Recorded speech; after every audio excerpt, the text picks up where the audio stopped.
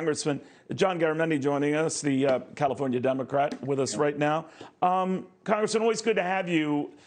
How serious is this in your state? The spikes in cases, the response, you probably heard the Disney CEO saying keeping Disneyland closed isn't going to help anybody. He's concerned for the workers. He's concerned for people who depend on a lot of things, including just being open, if only partially open.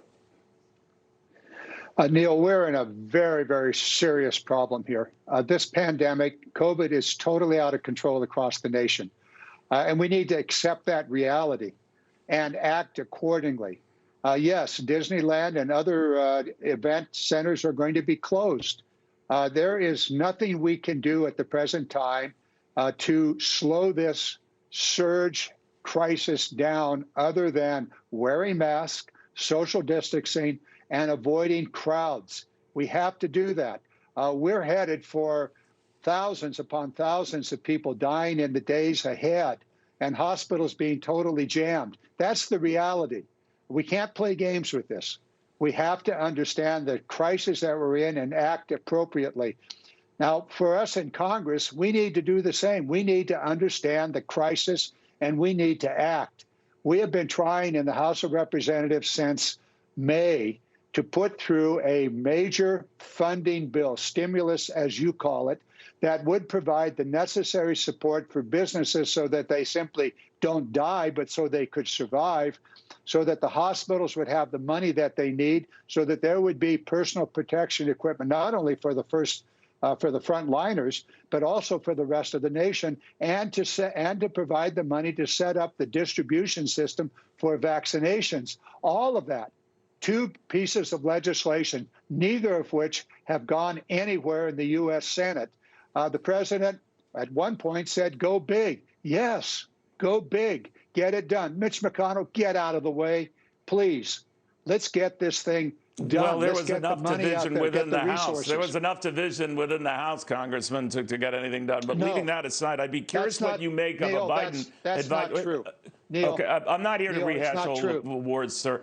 Let me ask you this. A Biden medical advisor had talked of the possibility of a 4 to 6 week lockdown that could be beneficial. Joe Biden himself has not commented on that. What did you think of that and the idea of a lockdown to once and for all knock this down? I guess that's what he's saying.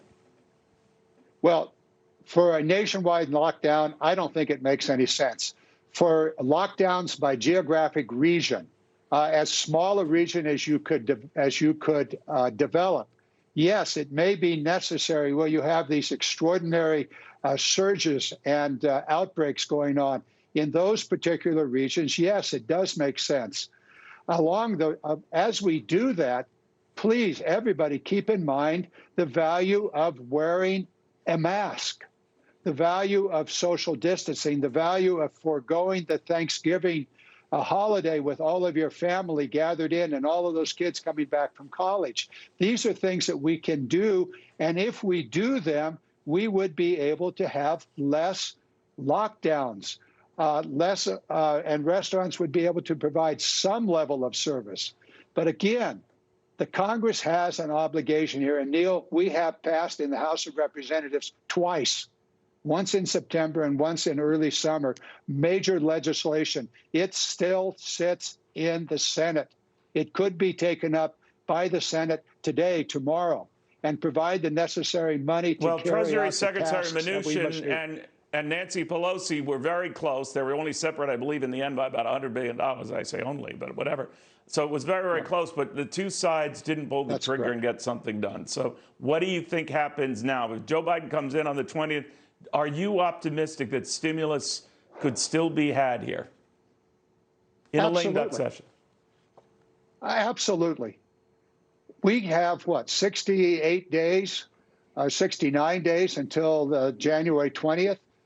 Those are critical days in which the action must be taken. The kind of action I just talked about, the things that we can do as individuals, as families, and the things that can be set up. We know that there will be a vaccine available at the end of this year or early next year. The money for distribution.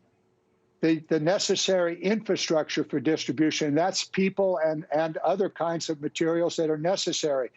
We know that we're going to need to have all of government. We need the Defense Production Act in full production, not half-baked. There has to be a national program here because this pandemic is raging in every part of our nation.